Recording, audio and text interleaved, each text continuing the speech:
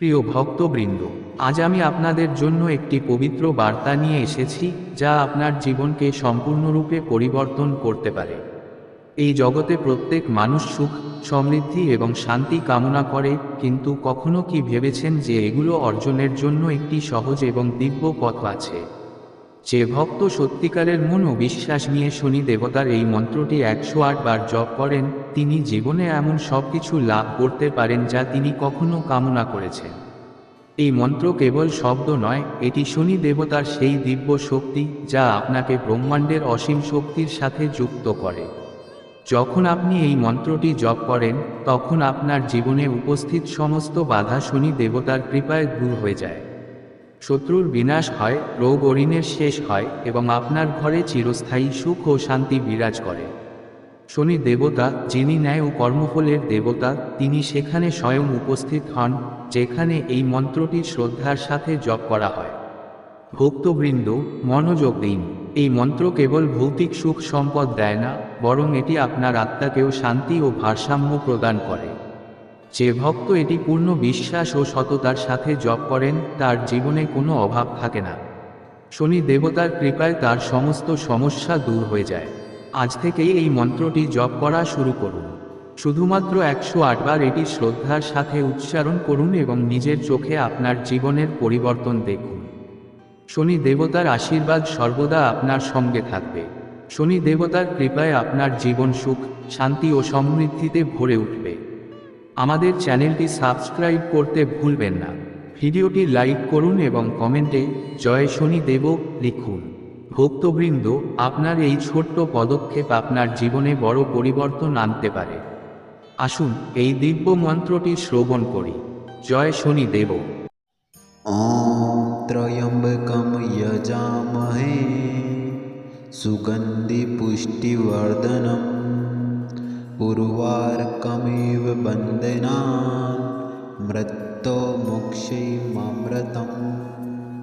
ॐ त्र्यम्बकं यजामहे सुगन्धिपुष्टिवर्धनम् उर्वारुकमिव बन्धनान् मृत्युर्मुक्षीयमामृतम्। ॐ त्र्यम्बकं यजामहे सुगन्धिपुष्टिवर्धनम् उर्वारुकमिव बन्धनान् मृत्युर्मुक्षीयमामृतम्। ॐ त्र्यम्बकं यजामहे सुगन्धिपुष्टिवर्धनम् उर्वारुकमिव बन्धनान् मृत्युर्मुक्षीयमामृतम्। ॐ त्र्यम्बकं यजामहे सुगन्धिपुष्टिवर्धनम् उर्वारुकमिव बन्धनान् मृत्युर्मुक्षीयमामृतम्। ॐ त्र्यम्बकं यजामहे सुगन्धिपुष्टिवर्धनम् उर्वारुकमिव बन्धनान् मृत्युर्मुक्षीयमामृतम्। ॐ त्र्यम्बकं यजामहे सुगन्धिपुष्टिवर्धनम् उर्वारुकमिव बन्धनान् मृत्युर्मुक्षीयमामृतम्। ॐ त्र्यम्बकं यजामहे सुगन्धिपुष्टिवर्धनम् उर्वारुकमिव बन्धनान् मृत्युर्मुक्षीयमामृतम्। ॐ त्र्यम्बकं यजामहे सुगन्धिपुष्टिवर्धनम् उर्वारुकमिव बन्धनान् मृत्युर्मुक्षीयमामृतम्। ॐ त्र्यम्बकं यजामहे सुगन्धिपुष्टिवर्धनम् उर्वारुकमिव बन्धनान् मृत्युर्मुक्षीयमामृतम्।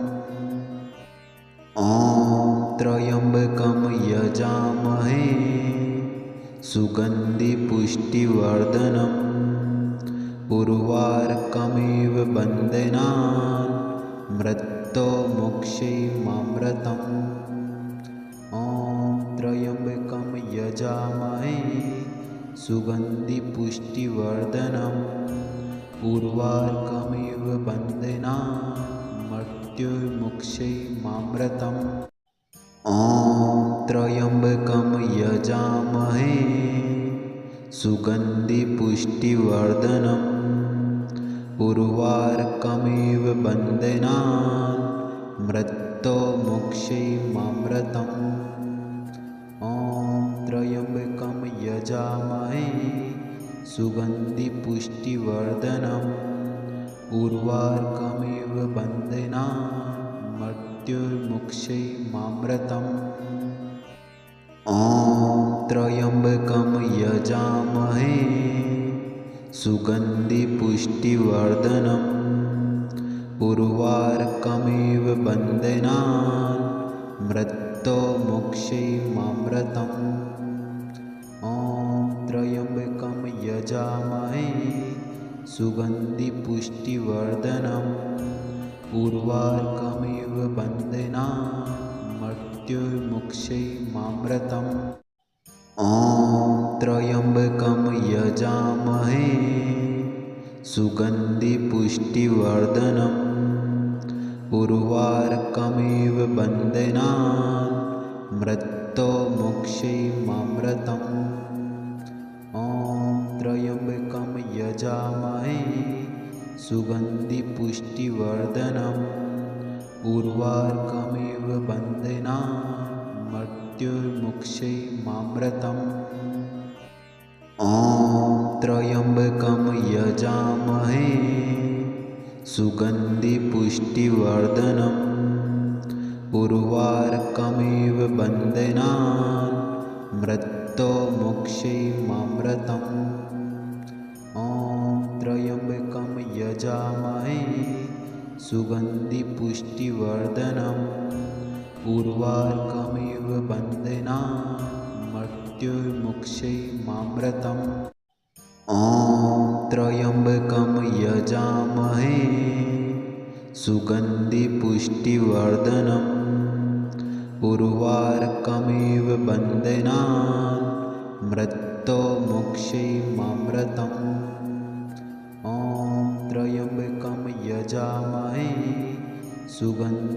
सुगन्धिपुष्टिवर्धनम् उर्वारुकमिव बन्धनान् मृत्युर्मुक्षैमामृतम् ॐ त्र्यम्बकं यजामहे सुगन्धिपुष्टिवर्धनम् उर्वारुकमिव बन्धनान् मृत्युर्मुक्षैमामृतम् ॐ त्र्यम्बकं यजामहे सुगन्धिपुष्टिवर्धनम् उर्वारुकमिव बन्धनान् मृत्युर्मुक्षैमामृतम् ॐ त्र्यम्बकं यजामहे सुगन्धिपुष्टिवर्धनम् उर्वारुकमिव बन्धनान् मृत्युर्मुक्षैमामृतम् ॐ त्र्यम्बकं यजामहे सुगन्धिपुष्टिवर्धनम् उर्वारुकमिव बन्धनान् मृत्युर्मुक्षैमामृतम् ॐ त्र्यम्बकं यजामहे सुगन्धिपुष्टिवर्धनम् उर्वारुकमिव बन्धनान् मृत्युर्मुक्षैमामृतम् ॐ त्र्यम्बकं यजामहे सुगन्धिपुष्टिवर्धनम् उर्वारुकमिव बन्धनान् मृत्युर्मुक्षैमामृतम् ॐ त्र्यम्बकं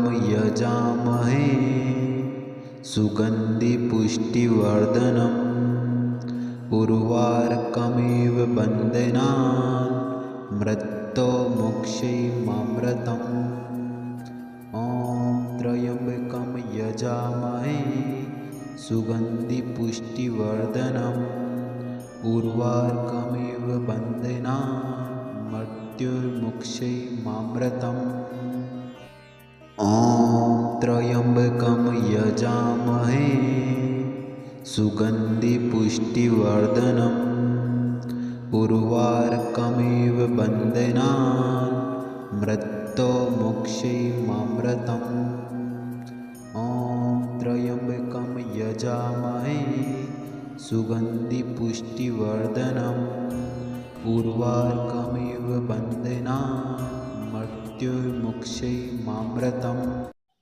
ॐ त्र्यम्बकं यजामहे सुगन्धिपुष्टिवर्धनम् उर्वारुकमिव बन्धनान् मृत्योर्मुक्षैर्मामृतम् ॐ त्र्यम्बकं यजामहे सुगन्धिपुष्टिवर्धनम् उर्वारुकमिव बन्धनान् मृत्योर्मुक्षैर्मामृतम्